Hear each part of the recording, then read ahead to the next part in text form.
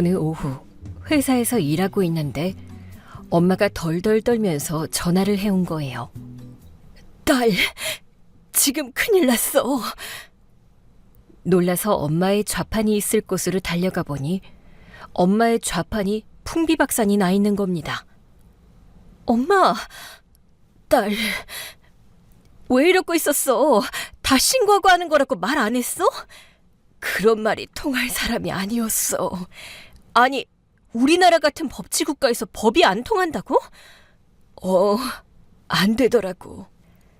아주 어릴 때 엄마가 신고하는 법을 몰라서 그냥 장사를 했다가 좌판이 철거된 적이 있었어요. 엄마는 하염없이 울었고 아직 어렸던 저는 하지 말라고 악을 쓰는 것 말고는 할 수 있는 게 없었죠. 그날의 악몽이 떠올라 온몸을 덜덜 떨며 달려갔는데 좌판 위의 물건들, 음식들은 전부 쓸 수 없게 된 채 파손돼 있었어요. 대체 누가 이랬어? 그런데 엄마가 차마 말씀을 못 하시는 겁니다. 엄마, 왜 그래? 누가 그랬는데? 저는 일단 엎어진 것들을 치우기 시작했어요. 이걸 말해야 할지 말아야 할지 계속 고민했어. 말해야지. 누가 감히 우리 엄마가 만든 떡볶이, 순대는 물론 비주로 만든 목걸이가 다 끊어진 채 알알이 바닥에 널브러져 있더라고요. 밟힌 향초와 비누까지. 제 가슴이 문드러지는 것 같더라고요. 저에게 엄마의 좌판은 엄마의 꿈 그 자체였어요. 일찍 남편을 잃고 저를 먹여 살리기 위해 좌판에서 떡볶이, 순대 같은 음식을 파셨는데 옆에는 꼭 엄마가 만드신 수공예 품을 걸어 놓으셨어요. 그게 손님들의 눈길을 사로잡곤 했죠. 아니, 이 목걸이는 뭐예요? 제가 만든 거예요. 어머, 예뻐라. 이건 안 파세요? 예? 아유, 팔 정도는 안 돼요. 그냥 만든 게 아까워서 장식이라도 하려고 걸어놓은 거죠. 저 이거 사고 싶은데. 네? 분명 순대 떡볶이를 파는 좌판이었는데 손님들의 시선을 사로잡은 건 엄마가 직접 만든 비즈 목걸이나 향초 같은 것들이었어요. 결국 좌판의 공간을 두 개로 나누게 되었고 한쪽에서는 분식을, 한쪽에서는 엄마가 만든 온갖 수공예품을 판매하게 되었죠. 놀라운 건 그때부터 수입이 확 늘면서 엄마 얼굴에 웃음꽃이 피었다는 거였어요. 세상에, 사람들이 내가 만든 걸 다 사가. 또 만들어야 해. 나도 같이 할래. 하도 어릴 때부터 옆에서 보고 자랐다 보니 저도 웬만한 건 만들 줄 알았어요. 손재주가 좋은 엄마가 늘 자랑스럽기도 했고요. 제 생일에도 꼭 생일을 기념하는 수공예품을 직접 만들어 주셨는데 늘 제 이니셜과 생일을 새긴 향초, 목걸이, 비누, 온갖 것들을 만들어 주셨죠. 엄마가 만들어 주신 것들은 제 인생의 보물과 같아서 늘 제 보물 상자에 소중하게 보관되어 있었어요. 좌판을 치우고 있는데 누군가 뒤에서 제 어깨를 톡톡 치더라고요. 불편하시죠? 죄송해요. 금방 치울게요. 그게 아니라요. 돌아보니 젊은 여자더라고요. 제가 좀 도와도 될까요? 아주머니 떡볶이도 맛있고 손재주도 좋으셔서 자주 오거든요. 감사해요. 근데 지저분해서. 제가 좀 도울게요. 그 행인 덕분에 생각보다 빠르게 좌판 정리를 할 수 있었어요. 오늘 장사는 못 하시겠네요. 그러니까요. 그래도 도와주셔서 감사해요. 덕분에 빨리 치웠어요. 그리고요. 치우는 걸 도와주는 행인이 자기 핸드폰을 꺼내더라고요. 이거 제가 아까 찍은 영상인데요. 영상이요? 네, 아까 여기 와서 난리치는 사람 영상을 찍었거든요. 어머, 그러셨어요? 저 좀 보내주시면 안 될까요? 그러려고 온 거예요. 안 그래도 아주머니께 드리고 싶었는데 저쪽에 앉아서 울기만 하셔서 차마 말을 못 걸겠더라고요. 마침 따님이 오신 것 같아서요. 정말 감사해요. 안 그래도 누가 이런 건지 궁금한데 엄마가 계속 말을 못 하더라고요. 혹시 결혼하세요? 네. 어떻게 아셨어요? 아무래도 예비 시어머니 같으시더라고요. 네? 행인이 보내준 영상 속에는 예비 시어머니가 우리 엄마의 좌판에 와서 부린 추태가 다 담겨 있었어요. 이런 놈이 밑에서 큰 네가 감히 내 아들이랑 결혼하려고 해? 예? 이딴 일 하면서 키운 딸을 내 아들한테 보낼 궁리를 했냐 이 말이잖아. 혹시는 무슨 혹시? 그러면서 우리 엄마의 좌판을 뒤집기 시작했고 사람들이 놀라서 하나둘씩 주변으로 몰려들기 시작했어요. 사부인, 이러지 마세요. 이거 애들이 알면 속상해요. 사부인? 지금 사부인이라고 했어요? 누가 당신 사부인이야? 난 이딴 노점상이나 하는 인간이랑 사돈 맺을 생각 없어. 저한테는 다 소중한 것들이에요.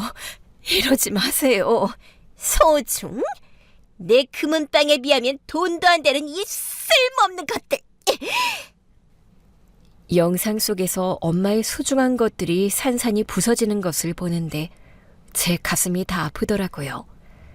숨이 턱 막히는 것 같았지만 겨우 참고 행인에게 감사 인사를 했어요. 정말 감사합니다. 덕분에 많은 걸 알게 됐네요. 지나가는 사람이 할 말은 아니지만 결혼은 잘 생각해 보셨으면 좋겠어요. 제가 연애 7년 하고 결혼했는데 6개월 만에 이혼했거든요. 실례지만 이유를 여쭤봐도 될까요? 시어머니 때문에요. 결혼은 정말 다른 거더라고요. 행인과 인사를 나눈 뒤 어질러진 엄마의 좌판을 보는데 한숨이 나오더라고요. 마침 예비 신랑에게 전화가 오더라고요. 자기야, 갑자기 어머니한테 간다니 무슨 얘기야? 예비 신랑 목소리를 듣는 순간 울컥하고 울분이 치밀었지만 꾹 참고 말했어요. 엄마 좌판이 난리가 났어. 아니, 왜? 이상한 사람이 와서 난리친 거야? 아무래도 어머니 가게 하나 차려드려야 할 것 같아. 위험해서 장사하겠어? 그러니까 아주 위험했네. 어머니는 괜찮으셔? 아직 진정 중이야. 나도 회사 끝나는 대로 갈게. 집으로 갈 거지? 어디로 가야 할지 고민 중. 예비 신랑과 전화를 끊자마자 저는 엄마를 일단 집으로 모셔다 드렸어요. 오늘 장사를 하나도 못해서 어떡하지? 내가 있는데 뭐가 걱정이야. 내가 엄마가 벌어다 준 걸로 먹고 사는 어린애도 아니고 내가 돈을 버는데. 그건 네 돈이고. 엄마는 지금껏 날 먹여 살렸으면 나한테 왜 용돈 한 푼을 안 받으려고 해? 그거야 내 멋대로 이렇게 가난한 집에서 낳아놨으니 책임지고 키워야지. 그런마마 나는 엄마 딸로 커서 풍족하게 자랐어. 풍족은 무슨, 턱없이 부족했지. 마음이 풍족하게 자랐잖아. 그게 가장 좋은 유산이야. 엄마를 위로했음에도 엄마는 한동안 말이 없었어요. 창밖을 본 채 골똘히 뭔가를 생각하는 눈치더라고요. 엄마, 무슨 생각해? 이 결혼 말이야. 걱정돼서. 예비 시어머니가 와서 난동을 피우고 갔으니 엄마로선 당연한 고민일 것 같았어요. 알아, 그렇겠지. 인사드리러 가서 보지 않았어? 봤어. 처음에는 내 조건만 보고 좋아하셨는데 엄마가 노점상 한다고 하니까 안색이 달라지시더라고. 그래도 티 안 내려고 하시는 것 같아서 그렇게 넘어가다 보다 했는데.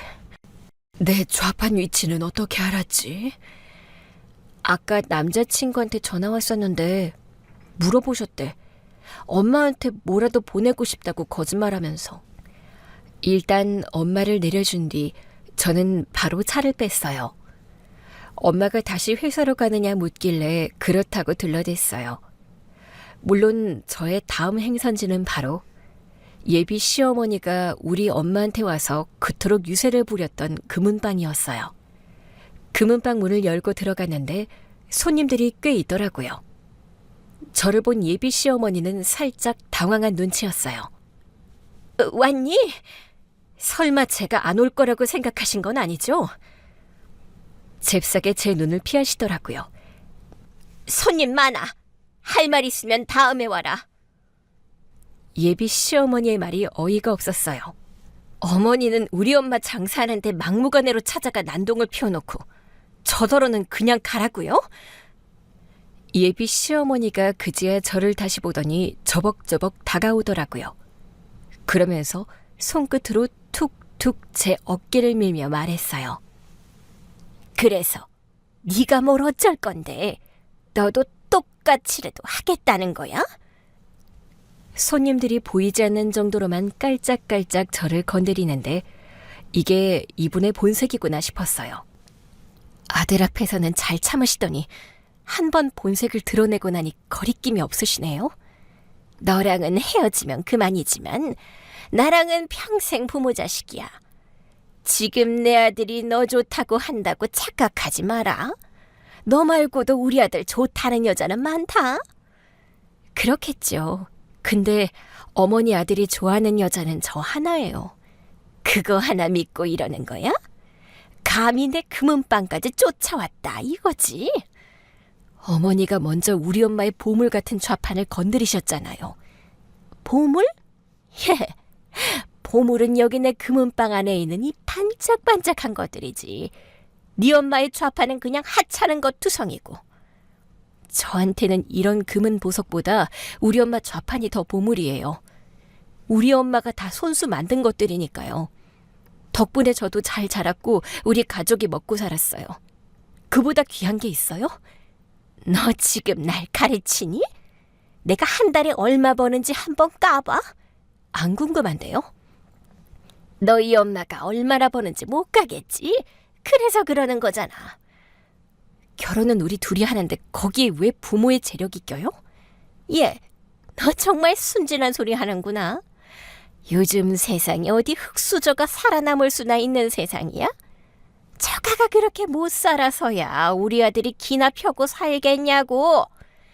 우리 둘이 잘 살면 그만이에요. 그래, 솔직히 너만 보면 내가 불만은 없어. 우리 아들이랑 같은 회사 다니고 좋은 학교도 나왔으니까. 그게 다 우리 엄마 덕분에 한 거예요. 그랬으면 이제 좀 빠져주던가. 지금 뭐라고 하셨어요? 아니, 뭐 대단한 엄마라고 그렇게 점령해 나서?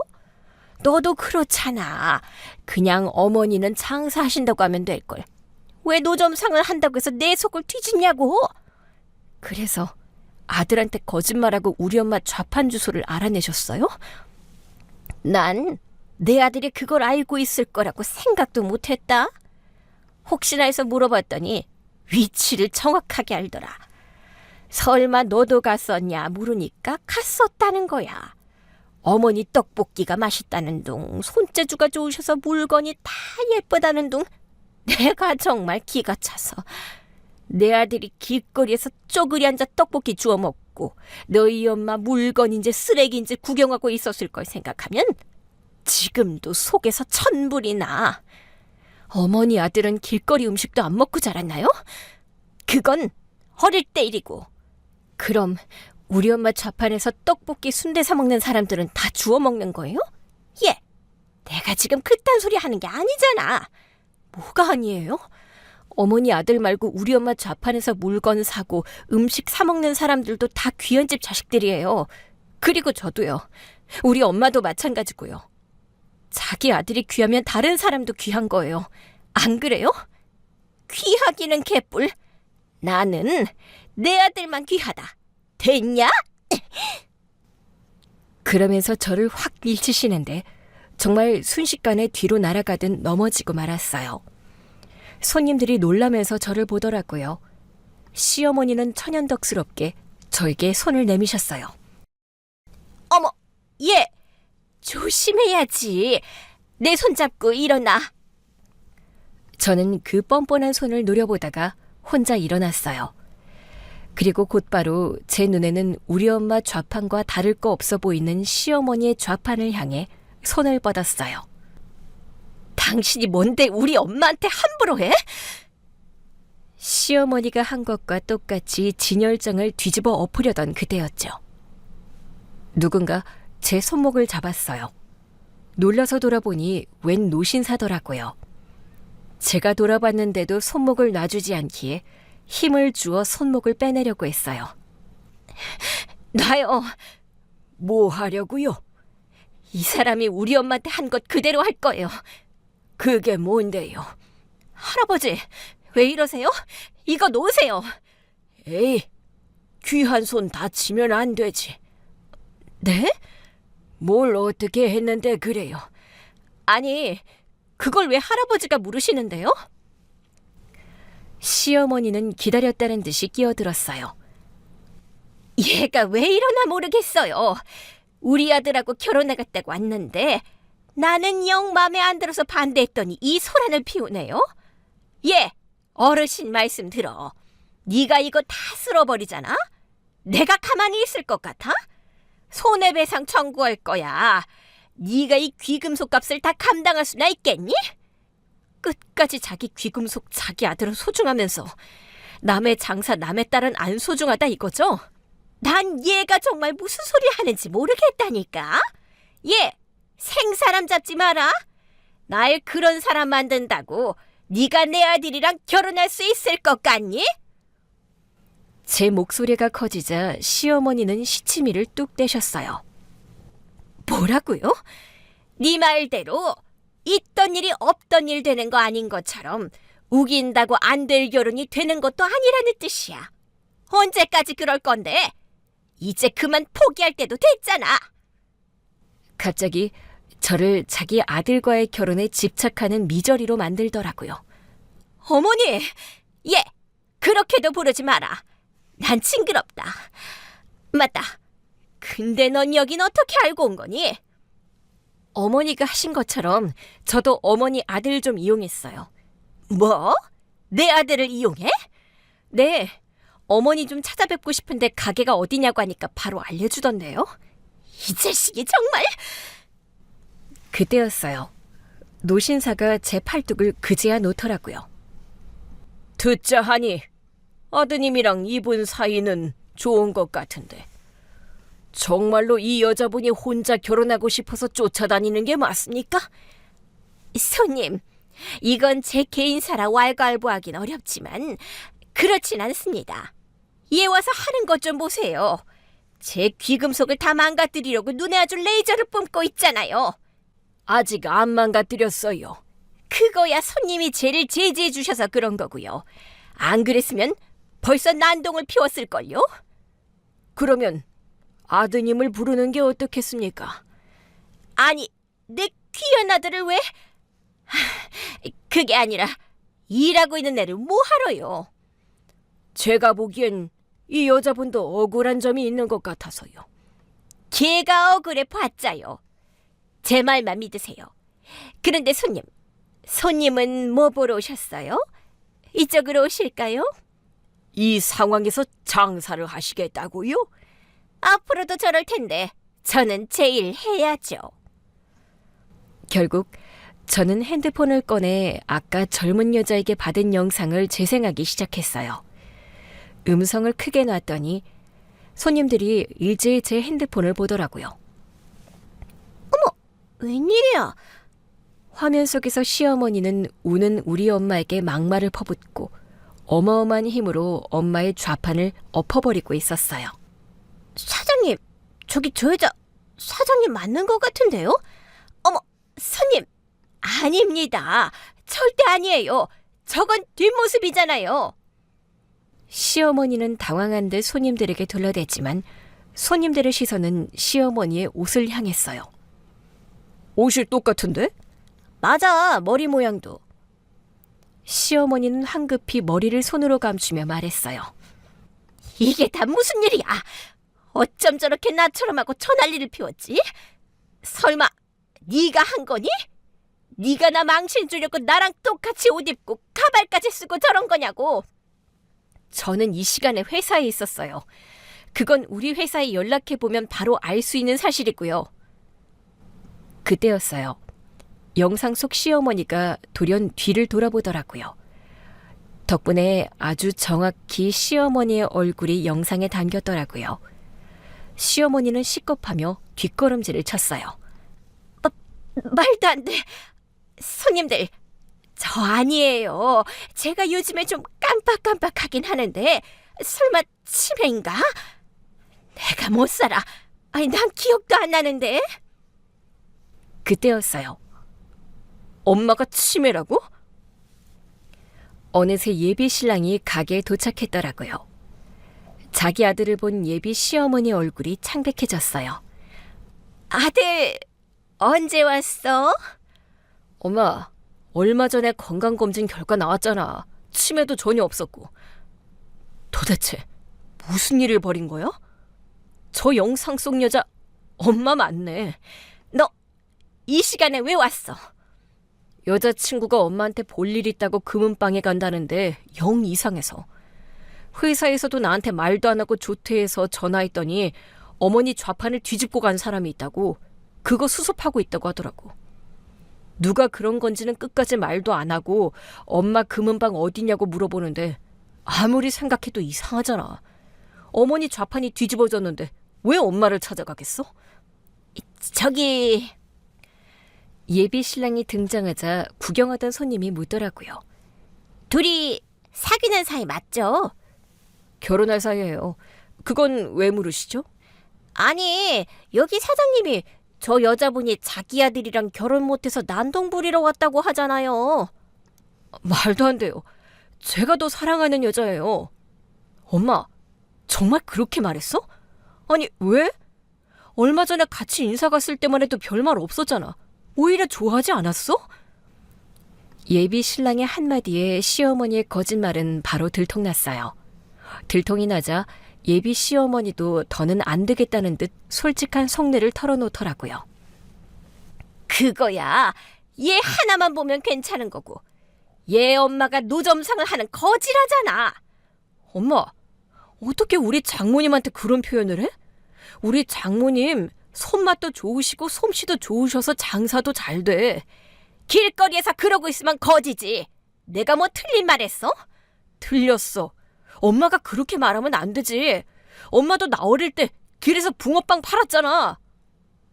처음 듣는 얘기였어요. 예비 시어머니 얼굴이 새빨개지더라고요. 내가 그거 얘기하지 말라고 했지? 지금까지는 안 했지. 근데 엄마가 이렇게 나오면 나도 말할 수밖에 없잖아. 아빠가 친구 보증 잘못 써서 도망갔을 때 엄마 혼자 좌판에서 장사해서 우리 먹여 살렸던 거 기억 안 나? 넌 그게 어제적 일인데 지금 꺼내. 그리고 결국 아빠가 돈 모아서 돌아와서 이 금은방 연 거잖아. 우리는 아주 잠깐, 아주 힘들었을 때 겪은 거고 쟤네 엄마는 평생을 그렇게 산 거고 어떻게 그게 같아? 엄마도 자식 먹여 살리려고 좌판 장사했잖아. 그러면 그 심정을 누구보다 잘 알 거 아니야. 나는 그 궁상이 싫다고! 엄마! 글쎄, 난 싫어. 내 아들을 길거리에서 거지처럼 장사하는 집안에 보내고 싶지 않아. 내가 왜 그런 집 며느리를 맞아야 돼? 손님들은 그제야 알겠다는 듯 소곤거렸어요. 시엄마 혼자 반대하는 거네. 저런다고 결혼이 말려져? 지금은 어느 시대인데. 손님들 말이 시어머니 귀에도 들린 건지 시어머니는 서둘러 손님들을 내보냈어요. 죄송합니다. 오늘은 여기까지만 해야 할 것 같아요. 보시다시피 아주 골치가 아파서요. 다음에 꼭 와주세요. 그때 노신사가 말했어요. 글쎄요. 다음이 있을지 모르겠네요. 노신사의 말에 손님들도 나가다 말고 돌아봤어요. 시어머니는 황당해 하셨죠. 지금 뭐 하시는 거예요? 할아버지도 그만 돌아가세요. 남의 집안일에 감나라 배나라 하는 거 아니에요. 남의 집안일에 끼어들려고 온 게 아닙니다. 그러니까 오늘은 그만 가시라고요. 제가 원래 이런 사람이 아닌데 오늘은 짜증나서 예민해져 있으니까요. 원래 그런 사람 같은데. 뭐라고요? 할아버지, 아까부터 왜 자꾸 거기서 남의 집안일에 훈수를 두시는 거예요? 그러려고 온 건 아니지만 가맹주의 부도덕한 행실을 목격하고 그냥 지나칠 수 없는 심정인 걸 어쩌겠습니까? 뭐라고요? 아, 정말 손님이라 참으려고 했는데 오지랖이 심하시네. 아까부터 계속 보기만 하고 사지도 않고 말이야. 할아버지, 어디 갈 데가 없으셔서 그러세요? 동네 노인 정도 없으신가? 그만 좀 가세요. 외롭고 갈 데 없는 티를 이렇게 내시나? 그때였어요. 그 노신사께서 명함을 꺼내 시어머니에게 주시더라고요. 아이고, 꼴에도 남자라고 자존심은 있으신가 보네. 왜요? 왕년에 어디 다니셨나 봐요? 그래서 적적해서 이렇게 양복을 입고 돌아다니시나 본데? 그러나 명함을 본 시어머니는 이내 입을 다물고 명함을 보고 또 봤어요. 잠깐! 설마 이 금은빵 창시자세요? 성함이... 그렇습니다.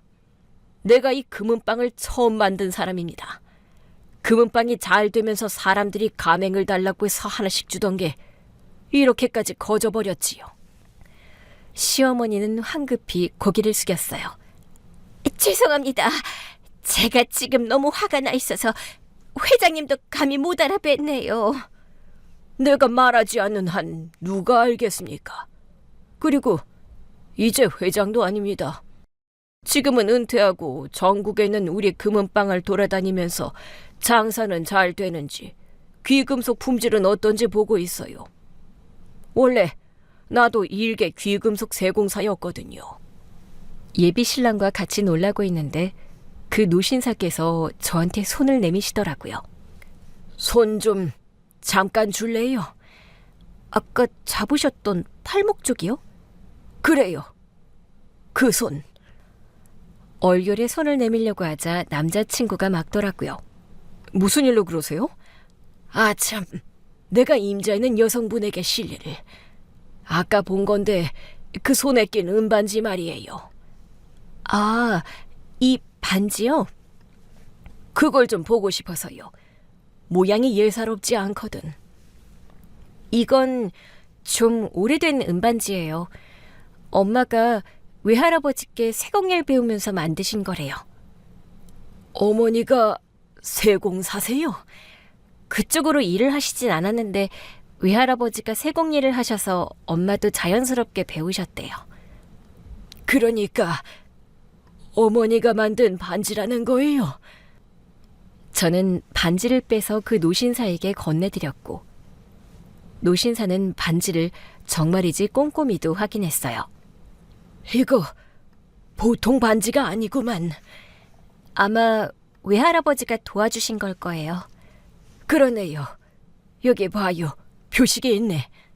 네? 이 표식 말이에요. 이게 예전에는 장인들이 자기가 만든 반지에 이렇게 표식을 넣곤 했어요. 그러니까 우리 외할아버지가 장인이셨다는 거예요? 그것까진 말씀 안 해주셨나 보네요. 노신사께서 제 반지를 돌려주시더라고요. 네, 어릴 때 외할아버지랑 같이 만든 인생 첫 반지였다고만 하셨어요.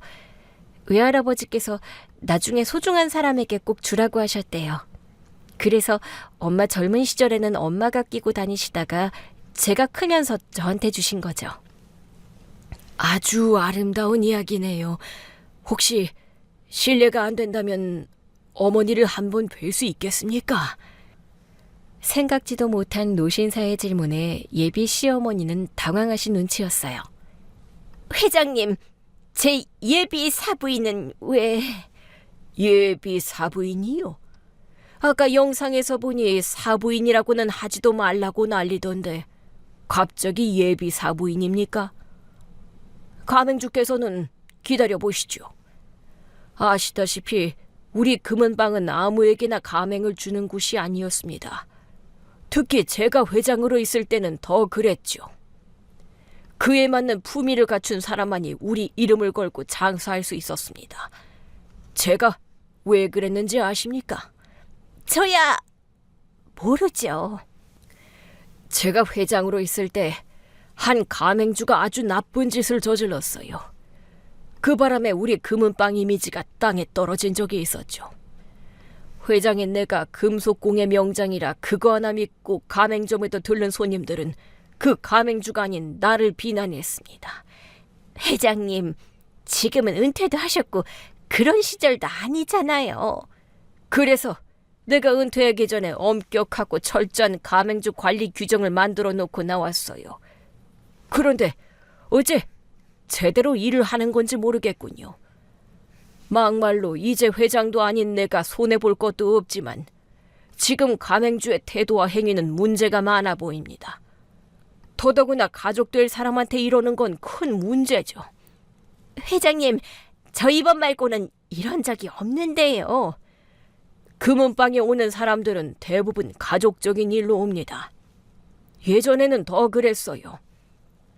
결혼할 때 결혼반지 하러, 아기 돌 때 돌반지 맞추러, 시집 장가가는 자식들에게 해줄 금두꺼비도 사갔죠. 금이나 은 같은 귀금속은 가장 소중한 사람에게 주고 싶은 거 아닙니까? 그게 누구겠어요? 사랑하는 연인, 가족, 내 자식, 다 이런 사람들이죠. 귀금속을 팔면서 내 아들 며느리가 될 사람을 존중하지 않고 그 어머니에게 큰 상처를 줘놓고도 지금도 자기 손해만 따져보고 있지요. 예? 그러니 내가 더 할 말은 없습니다. 노신사는 다시 저에게 물으셨어요. 어때요? 제가 어머님을 좀 만나봐도 되겠습니까? 어떻게 할지 몰라 예비신랑을 봤더니 예비신랑이 허락해드리라는 듯 고개를 끄덕여 보이더라고요. 그럼 이쪽으로 오세요. 그래요. 오늘 아주 잘 참았어요. 아, 그건 할아버지께서, 아니, 회장님께서 말려주셨잖아요. 내가 말린다고 해서 다 멈추는 건 아니에요. 멈춘 덕분에 기회를 잡았네요. 기회예요? 내 손으로 뭔가를 망치지 않을 기회. 나 같은 세공사들에겐 그게 아주 중요하답니다. 내 손으로 완성품을 만들어내려면 일단 망치지 않아야 하거든. 그쪽 예비 시어머니는 자기 손으로 망친 사람. 여기 아가씨는 결국 망치지 않은 사람. 저는 예비 신랑과 함께 노신사를 모시고 엄마 집으로 갔어요. 가면서 미리 연락드렸는데 얼마든지 모시고 오라고 하더라고요. 집에 도착하자 엄마가 환한 얼굴로 버선발로 뛰어나오는 게 아니겠어요? 어머나, 꼭 저희 아버지 뵙는 것 같아요. 살아계셨다면 꼭 회장님 같은 모습이었을 것 같거든요. 보석을 만드실 때 언제나 옷을 갖춰 입으셨어요. 내가 갖춰 입고 만들어야 그에 맞는 귀금속이 완성된다고 생각하셨거든요. 어쩜 나랑 그렇게 생각이 같은지. 저희 아버지도 장인이셨어요. 어릴 때 회장님 말씀을 들었던 기억이 나요. 따님께 주신 은반지를 봤어요. 장인 도장이 새겨져 있더군요. 맞아요. 절개 남은 우리 아버지 도장이 새겨져 있는 유일한 반지예요. 사실은 아버지께서 회장님 말씀하신 적도 있어요. 저한테도 회장님처럼 크게 되라고 하셨었는데. 과찬입니다. 나는 결국 돈 앞에 무릎 꿇은 장사꾼이었죠. 그냥 장인으로 살 수도 있었는데 결국 돈 버는 길을 택했어요. 부자가 됐다고 그냥 장사꾼으로 치부하시는 건 옳지 않아요. 일을 너무 크게 벌였어요. 내 손에 닿지 않은 정도까지는 절대 규모를 키우지 않겠다고 다짐했었는데 이제는 내 손이 닿지 않는 곳이 더 많아졌죠. 그래서 은퇴하고 조용히 전국에 있는 가맹점을 돌아다니고 있어요. 그러면서 가맹권 사용을 중지시킨 곳이 꽤 됩니다. 속상하셨겠어요. 예, 자격 미달인 곳이 많더라고요. 나도 그대로 둘 수만 있으면 두는 게 더 뿌듯했겠죠. 비록 내 손이 닿지 않아도 충분히 잘 운영되고 있기를 바랐으니까요. 하지만 전국을 다니며 결심하게 된 건 원래 내 절칙대로 만들어 놓고 가야겠다는 거였어요. 어딜 가세요? 내가 살아봐야 얼마나 살겠습니까? 그 전에 잘못된 것은 바로 잡고 가야지요. 하필 그 와중에 제가 예비 시어머니 가게에서 소란을 피웠네요. 엄마가 깜짝 놀라더라고요. 그게 무슨 소리야? 설마 그래서 둘이 같이 온 거야? 노신사는 손사래를 치셨어요. 걱정하지 마세요. 따님은 결국 진실만 밝혔어요. 영상을 보아하니 정말 솜씨가 좋으신 것 같던데 혹시 더 구경할 수 있습니까? 제가 지금은 세공은 못하고 있어서요. 빚으로 이것저것 만드는 걸로 그 한을 대신하고 있어요. 세공사는 왜 안 되셨어요? 마음 같아선 친정의 가업을 이어받고 싶었죠. 그런데 시댁의 반대가 워낙 완강했어요. 우리 때만 해도 결혼하면 출가 외인이라고 친정에 발도 못 붙이게 하던 때잖아요. 그런데 친정의 가업을 잇겠다고 하니 내 아들더러 대릴사위라도 되라는 거냐 하면서 난리였어요. 결국 다 포기하고 시댁에 맞춰 살기 시작했는데 나를 꼭 잃은 것 같더라고요. 제 손에 남은 건 아버지가 만들어주신 은반지랑 결혼반지뿐이었어요. 우리 딸 돌반지도 직접 해주시겠다고 했는데 제가 결혼하고 얼마 안 가 돌아가셨어요. 사실 몸이 많이 안 좋으셨거든요.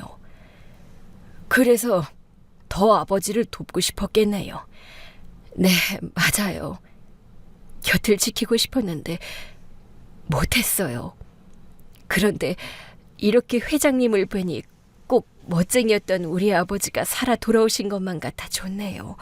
이쪽으로 오세요. 별거 아니지만 제가 만든 것들을 모아둔 방이에요. 별거 다 만들어요. 워낙 손으로 뭘 하는 걸 좋아해서요. 엄마의 보물로 가득 찬 방을 본 노신사는 감탄하셨어요. 여기 이 금반지는 뭡니까? 저희 친정에 아직 아버지가 쓰시던 작업실이 남아있거든요. 엄마 돌아가신 뒤에도 시골집을 안 팔고 있었어요. 종종 가서 제가 갖고 있던 귀금속을 녹여서 새로운 걸 만들어 보곤 했어요. 솜씨가 예전 같진 않아요. 워낙 오랜만이라서요. 아주 잘 만들었는데요. 어머나, 그런가요? 저희 아버지 성에는 안 찼을 작품이라서요. 그렇다면 아버지가 저보다 더 뛰어난 장인이셨던 게 분명하네요. 저라면 이 정도 품질이라면 충분히 만족해서 팔았을 텐데. 역시 평생을 장인으로만 사신 분이라면 보는 눈이 다를 수밖에 없겠죠. 사실은 내가 꿈꿨던 삶이 그런 삶이었어요. 지혜의 고수처럼 묵묵히 한 가지를 열심히 하며 사는 거요. 이미 충분히 훌륭하세요. 아버지도 돌아가신 지 오래됐고 그냥 그때를 생각하니 이렇게 만들면 혼났겠다 한 것뿐이에요. 진짜 살아계셨다면 어떻게 말씀하셨을지 모르죠. 노신사는 엄마가 만든 반지에서 눈을 떼지 못했어요. 모양도 직접 만든 건가요? 네, 시중에 있는 것을 다르게 만들려고 하다 보니까 좀 독특하죠? 섬세하고 아름답네요. 이런 세공할 줄 아는 사람이 많지 않은데 아버님께 제대로 배웠나 봅니다. 30년 가까이 잊고 살았고 또 이제는 취미 정도로만 해요. 좌판에서 귀금속을 팔 수는 없으니까요. 좌판에서 안 팔면 되죠. 네? 혹시 제대로 한번 만들어 보실 생각 없습니까? 이 나이에요? 나이가 무슨 상관입니까? 장인에게 나이 같은 건 아무 상관이 없어요. 장인이요? 제가요? 딱 봐도 장인에게 배운 수제자의 느낌이 훨씬 납니다. 이런 실력을 지금껏 제대로 발휘도 못하고 답답하셨겠습니다. 그냥 오가며 귀금속 구경하면서 요즘은 왜 이렇게 다 똑같이 만들까 하는 아쉬움은 있었어요. 사실은 그래서 우리 딸 금반지는 제가 만들어주고 싶어서 아버지 작업실에서 연습해 본 거예요. 엄마, 정말이야? 사실은 만들어두긴 했는데. 정말? 엄마가 저랑 예비 신랑의 반지를 꺼내서 보여주더라고요. 반지를 본 노신사는 화들짝 놀라며 좋아했어요. 세상에, 이렇게 정밀한 세공을 했다고요? 저는 애들 반지만 만드니까 가능했어요. 이거 하나를 놓고 얼마나 고민을 많이 했는데요. 그러니 장인이죠. 그런 사람이 장인 아니겠어요. 그저 엄마로서 가진 미미한 재주로 딸을 축하해주고 싶어서 만들었어요. 갖고 있던 금을 다 녹여서 애들 거 만들고 남은 걸로 아까 그 반지도 만든 거고요. 세상에, 이렇게 진귀한 반지는 처음 봅니다. 디자인 능력도 대단하시네요. 저희 아버지도 직접 모양도 만들고 세공까지 하셨거든요. 둘 다 할 줄 알아야 진짜 세공사라고 생각하셨어요. 나도 그랬어요. 내가 다 하는 게 속이 변하더라고요. 완벽주의 기질이 있어서 남에게 맡기는 게 어렵더라고요. 이런 사람이 가맹을 주고 사업을 했으니 스트레스가 보통 많은 게 아니었죠. 고생 많이 하셨겠어요. 저희 아버지라면 절대 못하셨을지도 몰라요. 저희 아버지는 본인이 만든 걸 내놓으시는 것도 스트레스셨거든요. 역시 저보다 한 수 위십니다. 저희 아버지가 회장님을 참 좋아하셨다니까요. 저보다 뛰어난 분이 저를 좋아하셨다니 영광이네요. 이제야 인생을 좀 잘 살았나 하는 생각이 들어요. 지금까지는 후회만 했는데. 그러지 마세요. 이미 넘치게 잘하셨고 워낙 잘하셔서 고민도 많으셨을 거예요. 더 잘하고 싶으니까요. 맞아요. 더 잘하고 싶어서 늘 고민하고 괴로워했어요. 내 심정을 알아주는 분을 만나니 마음이 편안해지는군요. 저도 저희 아버지랑 나누던 대화를 다시 할 수 있어서 좋아요. 귀금속 세공을 넣고 이렇게 떠들어 본 게 얼마만인지 모르겠어요. 그러니 제대로 한번 만들어 봐요. 내 작업실로 초대할게요. 어머나, 제가 어떻게 감이라고 하지 마세요. 초대할 수 있는 내가 영광인 거니까. 그렇게 노신사께서는 우리 엄마에게 연락처와 작업실 주소까지 알려주신 뒤 돌아가셨고, 엄마는 꼭 소녀로 돌아간 것처럼 얼굴이 발그레 하셨어요. 이게 다 무슨 일이니? 엄마, 우리 결혼 반지를 직접 만들고 있었어? 왜 말 안 했어? 요즘 디자인이 아니라서 너희들이 마음에 안 들 수도 있잖아. 엄마의 말에 예비 신랑은 고개를 들지 못했어요. 장모님, 죄송합니다. 저희 엄마가 그런 결례를 범하신 줄 몰랐어요. 나도 이걸 말해야 하나 말아야 하나 고민이었어. 근데 우리 가게에 자주 오던 손님이 영상을 찍으셨더라고. 다행이죠. 안 그랬으면 저도 믿지 못했을 거예요. 자네도 상처받았을 것 같아서 마음이 쓰여. 근데 말이야, 네 어머니. 솔직히 난 이 결혼을 진행하는 게 맞는지 고민돼. 자네 어머니처럼 우리 딸을 반대하는 시어머니와 가족이 되는 거 힘든 일이잖아. 예비 신랑이 우리 엄마 앞에 무릎을 꿇었어요. 제가 어머니께 사과하고 두 번 다시 그러지 말라고 약속 받겠습니다. 그렇게 하실 분 같지 않던데. 정말 죄송합니다. 어머니, 두 번 다시는 이런 일 없을 거예요. 만약 엄마가 끝내 반성도 사과도 안 하신다면 저는 아내와의 결혼을 선택할 겁니다. 절연이라도 하겠다는 거야? 네. 그게 어디 쉬운 줄 알아? 그건 우리 딸한테도 못할 일이고. 어머니, 한 번만 용서해 주세요. 저한테는 늘 저를 위해 주시는 엄마라서 몰랐어요. 제가 아닌 다른 사람에게는 이렇게 매몰차실 수 있는 분이라는 걸요. 저희 어머니도 젊은 시절에 집안이 쫄딱 망하면서 좌판 장사도 하시고 고생을 많이 하셨어요. 그래서 더 좌판 장사는 어머니를 보는 게 힘드셨던 것 같아요. 그렇다고 남의 장사를 그렇게까지 망친다고? 정말 잘못했습니다. 오늘 장사 못하신 것, 또 망가진 물건값까지 전부 배상하시라고 할게요. 그게 어디 가격으로 매겨지나? 내가 시간 날 때마다 늘 정성으로 만든 걸. 정말 죄송합니다. 그만하고 일어나. 나는 잘 모르겠어. 우리 딸을 그런 시댁에 있는 자네 집에 시집가게 하는 게 맞을까 싶어. 물론 우리 딸 의견이 중요하겠지. 하지만 내 딸이 고생할 게 눈에 훤한데 기꺼이 시집 보낼 엄마는 없을 거야. 결국 엄마의 허락을 받지 못한 채 예비 신랑을 배웅하러 나왔어요. 오늘은 엄마도 많이 놀라셨어. 일단은 좀 쉬셔야 할 것 같아. 왜 말 안 했어? 나한테 말하지. 자기한테는 자기 어머니인데 말하기가 쉽나? 그래도 어떻게 눈치채고 왔네? 영 이상해서. 그래도 내가 어머니 찾아간 덕분에 신사분도 만나고 아주 나쁜 하루는 아니었네. 장모님은 마음이 완전 다치신 것 같던데. 엄마가 좋아하는 걸 하다 보면 또 조금은 마음이 풀릴지도 모르잖아. 시간은 좀 넉넉히 갖고 생각하자. 자기는 어떤데? 사실은 자기 생각이 중요한 거잖아. 나도 고민 중이야. 역시 그런 거지?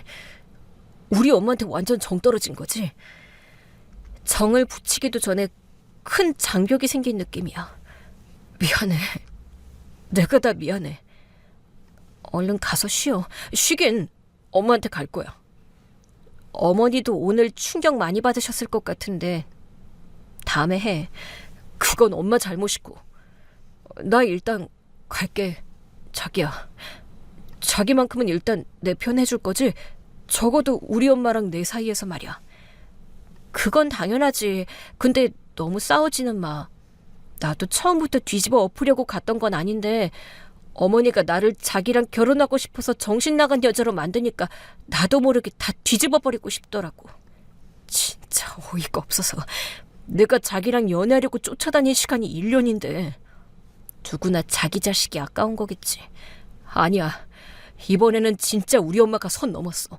진짜 잘못한 거야. 며칠 뒤 회사에 있는데 엄마한테 또 연락이 온 거예요. 식겁해서 받았죠. 엄마, 왜 그래? 설마 또 어머니가 찾아갔어? 딸, 엄마 회장님 작업실 왔어. 어? 아, 완전 신나. 회장님이 원할 때는 언제든 와서 작업하라고 열쇠까지 주셨어. 좋은 작품 나오면 회사랑 얘기해서 같이 팔아보자고도 하시는데 내가 이런 제안을 받아도 될 실력인지 모르겠어. 어쩌지?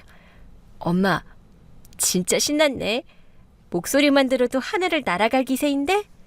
나 진짜 날아갈 것 같아. 어쩜 이렇게 행복할 수가 있지? 나 낳을 때보다 더 행복해? 에이, 그건 아니지. 근데 앞으로 인생이 좀 재밌어질 것 같아서. 너도 결혼하고 나면 많이 적적하겠다 싶었는데 내 예상과 다르게 인생이 흘러가는 것 같아. 엄마가 늘 연마해온 시간이 결국엔 빛을 발하는 거겠지. 비록 세공사는 못 됐어도 외가에 갈 수 있는 날이면 꼭 가서 뭐라도 만들어 보곤 했잖아. 물론 대부분은 엄마 마음에 안 든다면서 다시 녹여버렸지만 사실 내 눈에는 다 예뻤거든. 보석이라는 게 원래 그래. 기본적으로 반짝반짝하니 웬만하면 예쁘지.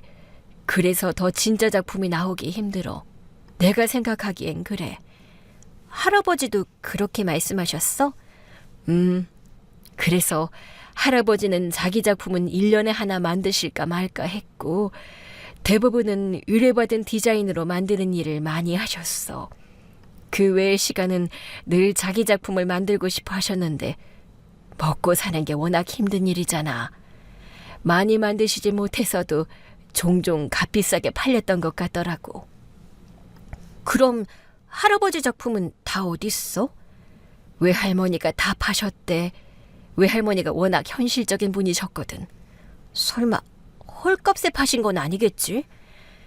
그것까지는 모르겠는데 아깝더라고. 그냥 남겨뒀으면 두고두고 자식들에게 물려줬을 텐데 싶어서. 그래서 겨우 하나 남은 게 그 은반지였어. 혹시 기억나는 할아버지 작품 있어? 있지. 젊은 시절에 그려놓은 것도 있고. 정말? 그래서 그걸 만들어 볼까 해. 엄마, 진짜 좋은 생각이다. 잘할 수 있을까? 외할아버지 실력에 비하면 나는 진짜 세 발에 피일 텐데. 할 수 있어. 엄마는 분명 해낼 거야. 막말로 회장님이 공장처럼 만들어내라고 하시는 것도 아니잖아. 맞아. 그럼 좌판은 어쩔 거야? 회장님이 그러지 말고 가맹점 하나 운영하면서 직접 세공도 해보면 어떠냐고 하시네. 그런 가맹점이 전국에 딱 하나 있대. 정말? 어디에? 멀지 않아. 회장님이 처음으로 여셨던 그 가게. 그게 아직도 있다고? 자식들이 세공일은 안 한다고 해서 아무한테도 물려주지도 못하고 가게가 그대로 있다고 하시더라고. 얼마 전에 리모델링까지 싹 했다면서 거기서 살면서 장사도 하고 작업도 하라고 하시는 거야. 너무 과분하다고 일단 거절했는데 한번 보기나 하라고 하셔서 조만간 가보려고. 그리고 석 달 뒤 엄마는 꿈에도 그리던 삶을 살기 시작하셨어요. 노신사 회장님이 주신 예전 가게 자리는 단순히 가게가 아니었어요. 앞쪽은 가게, 뒷문으로 이어지는 정원을 따라가면 집과 작업실이 있는 구조였더라고요. 엄마, 이제 여기가 엄마 집이라고? 나도 실감 안 나. 회장님이 기어코 주셨어.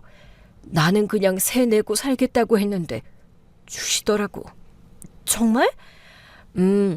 가맹주가 나한테 손해를 입혔으니까 본인에게도 책임이 있다고 하시는데 그냥 주려고 작정하셨더라고.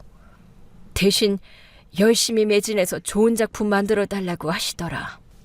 결국엔 엄마가 살아야 했을 삶을 살게 됐네. 내가 살아야 했을 삶?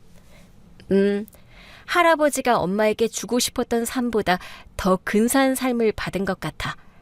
좌판에서 수모 겪고 매우 힘들까봐 걱정했는데 수모가 좋은 기회로 바뀌다니 정말 다행이다. 난 벌써 잊었어. 이제는 내 삶을 열심히 살 거야. 젊은 시절 못다 이룬 꿈을 이뤄서 우리 아빠한테 자랑스러운 딸이 될 거야. 갑자기 나도 막 의욕이 샘솟는데? 나도 그래야겠다. 우리 엄마한테 자랑스러운 딸이 되겠어. 엄마랑 다정하게 있던 그때였어요. 예비 신랑이 예비 시어머니를 모시고 엄마 가게로 들어오더라고요. 이미 약속했던 일이라 엄마도 놀라진 않으셨어요. 사부인, 그때는 제가 정말 실례가 많았습니다. 정말 잘못했습니다. 많이 수척해지셨네요. 결국 노신사 회장님은 시어머니 가게 가맹권을 회수하셨고 시어머니께서도 별 수 없이 가게 문을 닫으셨거든요. 가게 닫고 낙이 없어서요. 저 때문에 그렇게까지 되신 것 같아서 죄송한 마음도 있어요. 아유, 아닙니다. 제가 정신이 나갔던 것 같아요. 제가 못 살던 시절에 한이 남아서 못되게 굴었습니다. 결혼 허락해 주셔서 감사합니다. 다행히 엄마는 제 뜻을 존중해 결혼은 허락하셨지만 저는 예비 신랑에게 시어머니의 직접적이고 정성 어린 사과를 요구했어요. 그리고 그것을 들은 날이었죠. 결국 우리 결혼식은 예정대로 진행되었고 그 자리에는 노신사께서도 오셨어요. 한 가지 재미있는 일은 시어머니께서 우리 엄마 가게에서 점원으로 일하시게 됐다는 거예요. 시어머니께서 사과하시던 날 엄마가 제안하셨대요. 가맹주로 오래 사신 시어머니께 가게 운영을 맡아주시면 엄마가 작업에 더 집중하기 좋을 것 같다고요. 그래서 놀랍게도 두 분이 꽤 잘 지내세요. 한순간에 우리 엄마의 직원이 된 시어머니도 월급 받고 사니 오히려 편하다고 하시고 엄마도 작업에 집중할 수 있어서 좋다고 하시네요. 엄마가 은근히 시어머니한테 잔소리를 많이 하시면서 품격 교육도 하시나 봐요. 그러면서 저한테 그러시더라고요. 걱정하지 마. 너희 시어머니는 내 손에 꽉 잡혀 있어. 라고요.